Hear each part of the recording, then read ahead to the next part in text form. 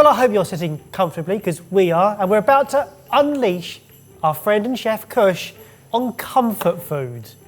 How are you defining comfort food, Kush? Comfort food, something that's warming, hearty, perfect for this time of year, and something that you can be quite lazy about. Okay. But not the first dish. You said first dish like there's always more. What other dishes are you doing? So we've got beef cheek with mash, red wine sauce and mushrooms. Classic, simple flavours, just lots of processes. And then we have char siu pork on some noodles with some greens and broth, which is my comfort at home and when going out for dim sum. And then finally, steamed rice, scrambled eggs and furikake, which is rice seasoning. Ooh. It's my go-to thing at home because I've always got eggs, I've always got pre-cooked rice, and I've got furikake. So. Everyone always asks, once you've been a chef all day, chefing your stuff here, what do you eat when you go home? That's it, that's your comfort food. Start with the beef, let's go. Right, so beef cheeks, they once were undesirable, very inexpensive cuts of meat. So the cheeks of the cow. Which end? Smart. Not rump. Just checking. Not rump. Just checking. Front end. They pretty much, other than the heart, they do the most work on the animal because cows are constantly grazing and feeding, so they're constantly chewing. So it's the toughest cut of meat on the cow. It's classed as offal in this country, but technically it's not an organ. So it is still full protein, but it's got a totally different flavour from, say, a sirloin or a fillet. It's immensely beefy. So first process, we're going to brine these to get as much flavour into them as possible. So I've made a red wine brine and let it cool down, which is here. Red wine, thyme and rosemary, 10% salt based on the volume/weight of the liquid. Okay. And we're going to pour this chilled brine over the cheeks and leave them in the fridge for 24 hours. That's the first step. It's a marinade. A marinade will struggle to impart flavour into protein unless there's salt for osmosis to happen. Okay. So it is simple, but it's time consuming. It's time consuming. So that's first step. 24 hours later. Oh, we've got so cheeks tomorrow as well. Yeah. We've got Kush's cheeks for weeks. Next day, out of the marinade and dry, that's what it looks like. Oh, wow. Less appealing, but more delicious. It looks like a handbag. All the colour has stained the meat. Okay, and that shows us that there will be flavour of the wine in the beef. Okay, gotcha. Okay. Next step, we're going to sear this off in some oil. So all these processes are pretty standard to a red wine braised beef bourguignon. So pan, nice and hot, oil. I'm going to put the beef in. I've dried it off on some kitchen towel. I'm just going to put it in, let it do its thing till it's all caramelised on the outside. It will be caramelised because the sugars in the wine will caramelise, as well as the mild reaction of the beef. So we're getting double flavour. Double science. Double science. So that'll do its thing there. I think where you've nailed the comfort food brief is it is simple flavours with maximum satisfaction. And we're trying to get as much flavour into it as possible with every process. Every process is for flavour. We're then going to sous vide the beef for 13 hours at 83 degrees Celsius. These flavours will carry on developing as they cook sous vide. They've done the science. So all the chemical reaction that's taken part in the mild reaction will carry on developing even at that low temperature for 13 hours. So we're building flavour. So got an even dark brown, almost black over the outside. I'll put this to the back, that'll cool down. Once it's totally cold, I'm going to vacuum pack it with nothing in the bag. Told you he was off the leash. We've got beef for the next 2 days. And it comes out looking like that. So remember, there was no liquid in the bag, but it shrunk basically, and that is melted collagen, gelatin look and at how juices. gelatinous it is. Right? And that is just the most tender beef. We're going to glaze that in red wine, but before that we're going to do some mash. Very luxurious mash. So mashed potatoes. Some butter. There is some butter there. There's some butter. So a drum sieve or a tammy. I've basically steamed potato. I'm going to pass it through the drum sieve with a scrape card. This gets the smoothest, silkiest potato, rather than trying to mash it and get all the lumps out. So going back, you steamed your potatoes. Steamed the potatoes. You just chopped them, you peeled them and chopped them small? Cut them into about centimetre slices. Oh, okay. And then just steam them in the steamer upstairs. You can do this in a pan of water, but you'll introduce a lot more water into the potato. Gotcha. Or you can bake a potato and then scoop the filling out, or you can microwave them. But we have a steam oven, so may as well use another piece of equipment. And this way, if you mash, in order to get it that smooth, you end up overworking the potato, it becomes a bit gluey. Yeah. This should be nice and fluffy. What potato is it? What potato of choice? So these are Yukon Golds, a US variety. It's got a lovely balance between waxy, tender and fluffy, rather than a Maris Piper or a King Edward, which do one of those jobs. So we've got beautiful, soft potato, nice and fluffy, guaranteed no lumps. So we want to keep the potatoes warm while we're adding our milk, salt and our butter. So we're just going to let it down a touch. You want silky smooth. We're not looking for lumps, we're looking for pomme puree, as smooth as we can go. So we've got the consistency we want.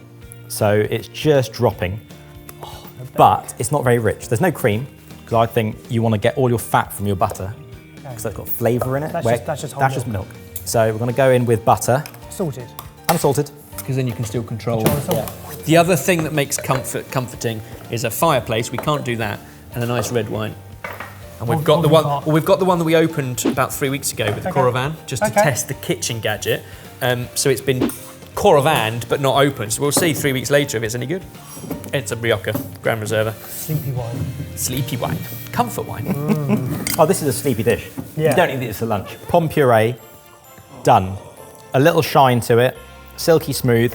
And then the last thing I'm going to do is some mushrooms. So I've got some king oyster mushrooms. You can use wild mushrooms, seps, whatever you've got. Going into brown butter. Okay. The butter into a hot pan till it smells nutty. I've just scored these to make them look pretty. And then we've got some garlic here, just a little bit. Some thyme and some rosemary. So colour on those. Loads of colour, because we've started it in butter that's brown. So straight away we've got lovely colour. So crushed garlic, sprig of rosemary, some thyme going in. Let it crackle, swirl it around, and then we're going to tip in some chicken stock. Because you can't overcook a mushroom. You can't. No, so we may as well get as much flavour into them as possible. So lovely thick chicken stock, brown butter, herbs, garlic, mushrooms. Next, we've got red wine sauce.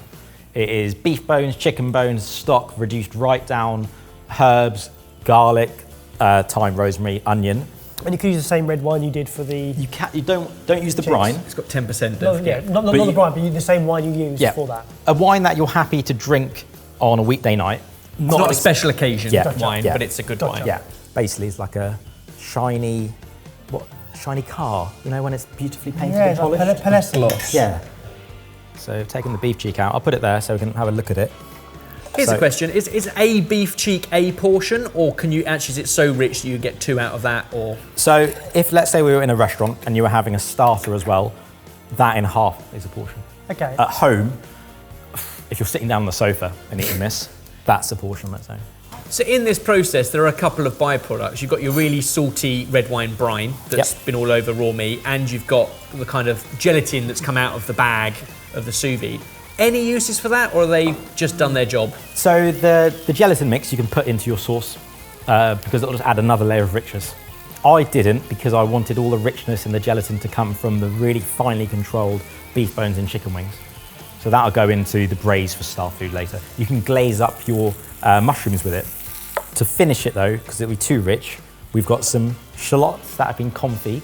So it's a reduction of red wine vinegar and a lot of alcohol and sliced shallots till it looks like jam, right?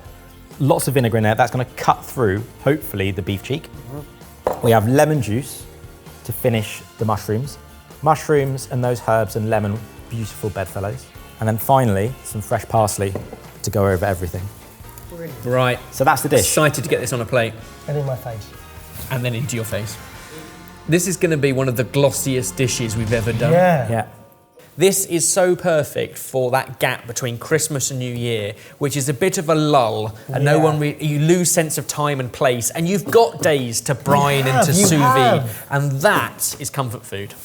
And that is it. That is the most indulgent way of eating beef and mash. That is comfort food. Nicely done.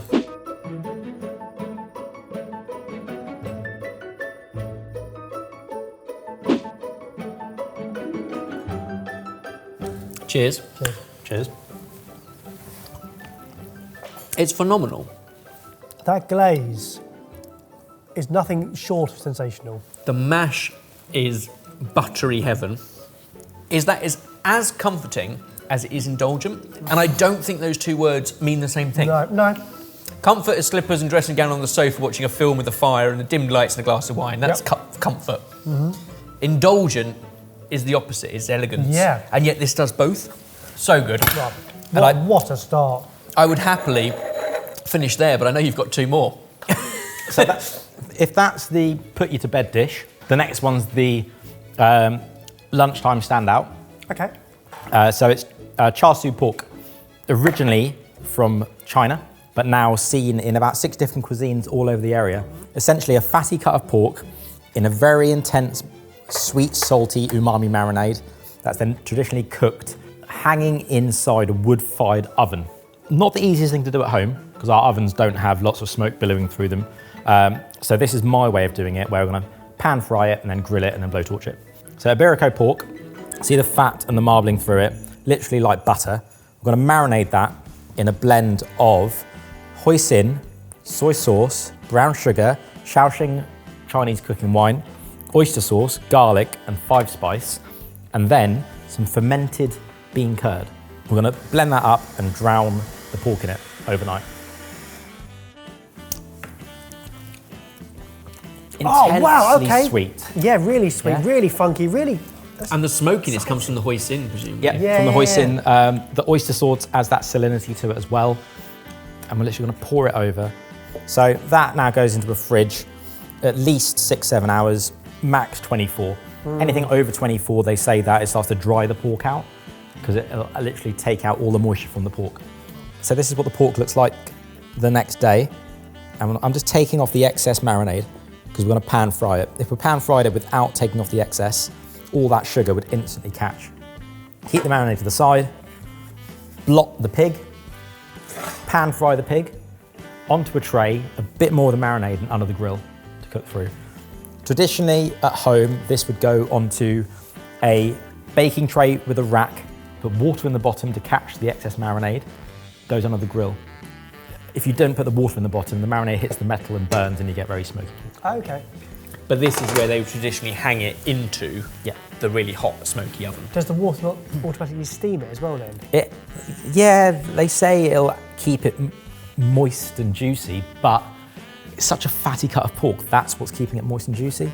So we've got a hot non-stick pan. Most of what you added into there are all things you can have in your dry store cupboard, can last forever. If you're not using Iberico pork, what other perhaps cheaper, more affordable cuts will give you a similar effect? Pork belly works a treat. Just when you slice it really thin. Yeah. Pork shoulder is very traditional. Traditionally it is pork shoulder. Pork collar from the neck, sliced up into pieces like this. So you can smell it already. Oh, yeah, that is quick. Wow. That's quick, right? So we're already getting colour. There's so much sugar in that. And flavour. So much sugar in the marinade. We'll give it a couple of minutes just to start to build that crust up. And while it's finishing under the grill, we'll do some noodles, some mushrooms, some greens, and the broth. Satisfying sounds and smells and sights. It's just all the senses get porked. Yes. So coloured off. You could put the whole pan in the oven, but there's a lot of oil in there. It's going to let it cook through, I don't know, 5 minutes. So noodles. So we've got some fresh noodles from my favourite shop around the corner. Tian Tian. Tian Tian. These are classed as wonton noodles, so different from ramen. You can see they're almost square cut. Oh yeah, they almost look whole grainy. Yeah. So this is what you'd find more so in Hong Kong than mainland China and Japan. So they're not ramen noodles. They're fully wheat, but a lovely bite to them. They're properly al dente. Got some white pak choy that's going to go in with the noodles. And got some enoki and shimeji mushrooms that I'm just going to cook through in the broth. Okay. The broth being chicken stock, garlic, soy, and a bit of Shaoxing rice wine, just to moisten the dish up. Okay. And we're going to finish it with some pork skin for texture and some sesame seeds. Great. If someone says, what's your comfort food, I would never have said this. Now you are describing it and it is reminding me of dishes I've had. I feel so comfortable. Yeah, I feel less comfortable the more you go. Oh. That's done. That can now rest. So we're going to go salted boiling water. We're going to go our greens in. We're going to go our noodles in. And they're going to go into the bowl once they're cooked. We've got our shimeji and enoki mushrooms into the simmering broth. I always think shimeji ones look like the sweet ones you get. Yeah. The little confectionery little, mushrooms. Yeah, milky ones. So it's, again, apart from the pork, super quick. Sugar snap peas work a treat in this, or just with steamed rice. But we're doing rice next, so I'll catch it with noodles. So there to one side. Wow. Helps keep the dish hot and just moistens everything. But you don't really want to see the broth, so it's just sitting under everything. There were two, because as it's known here at Sorted, the Kush tax takes place. For you at home, the Kush tax is I eat half the things I cook. Cut it into slices. It's still blushing, but you've got the colour from the outside. The fat has softened enough so it's not going to be bouncy.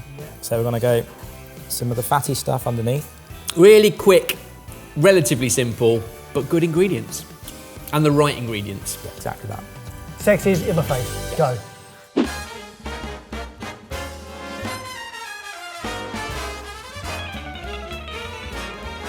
Back in. Let's start with a little bit of pork on its own. Oh.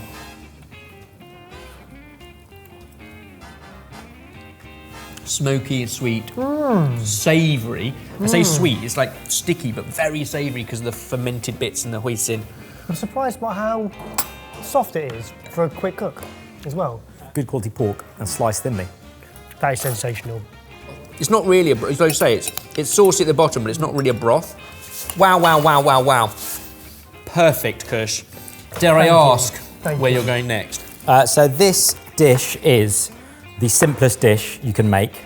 It's the comfort and joy of eating tender sticky rice that's just a bit bouncy, soft scrambled eggs that are almost creamy, and then the punch of furikake. This isn't the egg that does the... Not Umaris. Umaris, no, because that isn't comfort. That's they need to look perfect. Is it? Okay. This is nice eggs. Yeah, they're nearly done. Slop it onto a bowl of rice, sit on a sofa, and eat it with a fork or a spoon. Most supermarkets sell pre-cooked sticky rice. Most supermarkets sell eggs. Furikake is an online Amazon order or from a Chinese supermarket. Japanese rice seasoning, traditionally mainly containing sesame and shredded nori. Some have dried fish in it, such as this. Some have little wasabi pellets in it. It's the most umami, flavoursome, punchy thing to season plain rice. So we're going to start the recipe by microwaving your packet rice according to instructions. Plain veg oil into frying pan. I'm going to crack some eggs. He's going to see if he can race the microwave. And that is a testament to I've just got home, we've had a long day of filming, we've created some incredible food, we've cleaned down the studio, you commuted home, dinner on the table in 5 minutes. I get home after everyone else's family has eaten, and therefore this sort of food is just cooking for one, quick. Pinch of salt, just warm. It's on really low, it's on 3 out of 9. On really low, soft scrambled eggs. I'm going to go in with our eggs. So this is 6 eggs, so this is making a double portion. It sounds really basic, and if I'm honest, so far, I can't quite get my head around why it's going to be why it's in this episode. Because it's comfort food. It's because we've redefined comfort in different ways. And this is Kush's comfort at the end of a long day. Great. He hasn't got time to be doing beef cheeks and red wine and searing mushrooms. So you can stir loads of different veggies through your rice if you want. Sugar snaps are a favourite of mine at home. Longer shelf life in the fridge as well. Yep. But we're just going to do some Chinese chives through the eggs. It's a lot of green. That's the only thing on the plate that's green. Great. Hot bowl, hot rice, hot egg, and by all means cook your sticky rice from scratch, but there's nothing wrong with using things like this that, yes, they cost more, but you get there so much quicker. So you want to be able to draw a line that just starts to close. Literally going to just pour it over. Amazing. And then top it with a lot of furikake. I mean, on the topic of comfort food, there's 2 portions, so you've got to sit very close next to someone to enjoy your comfort. Oh yeah, this is 2 people. So I do half a packet of rice, 3 eggs, as a lovely lunch. I would, but I don't. Just sit down and chow through this. I could. And then generous. I feel like you could go threesome. I think a 2-egg topping would be fine if there was 3 of you enjoying it. Yeah. If you say so. And look at it already. Done. Glossy and done. Comfort food, we'll take it. Literally. Over here. Take it.